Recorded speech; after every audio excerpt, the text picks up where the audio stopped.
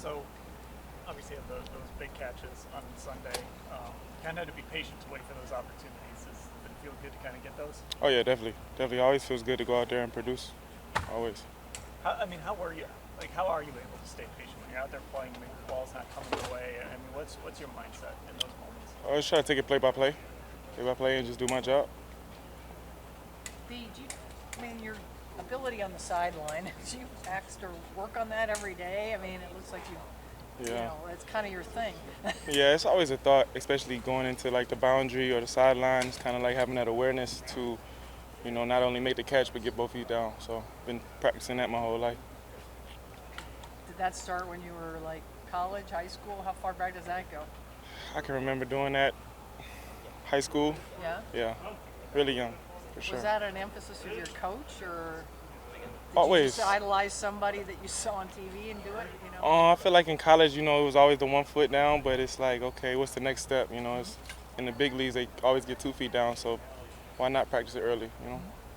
So you were practicing getting 2 feet down even back then. Oh, for sure, for sure.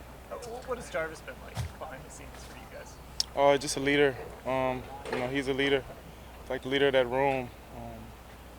He's the guy. Is he almost like another wide receivers coach in there for you right now? He really is. With all of his experience, his knowledge, and his passion for the game, he always has tips, pointers. He's a vet. Can you tell it's kind of driving him crazy though to be missing games? Yeah, he doesn't like to be out. He loves to be out here.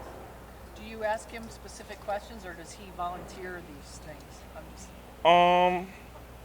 It's kind of a two-way street. Two-way street. You talked about your relationship too with Odell in that sense of, being out on the practice fields and talking to him and getting some advice and tips from him as well.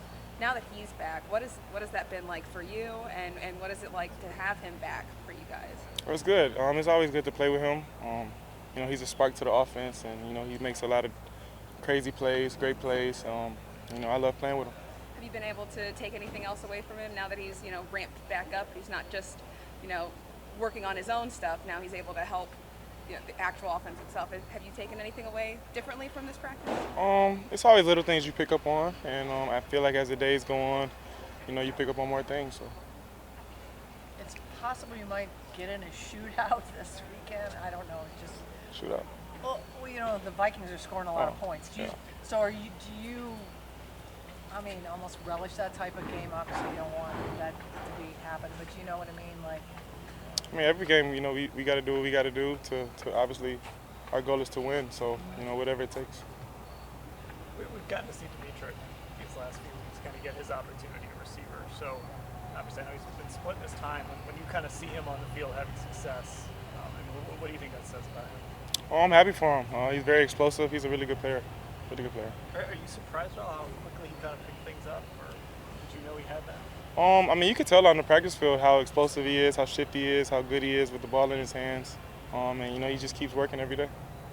I know it's only 3 games, but do you see something that you feel like you've improved on to this point? Oh, definitely. Something specific, or? There are a couple different things, but I definitely feel improved.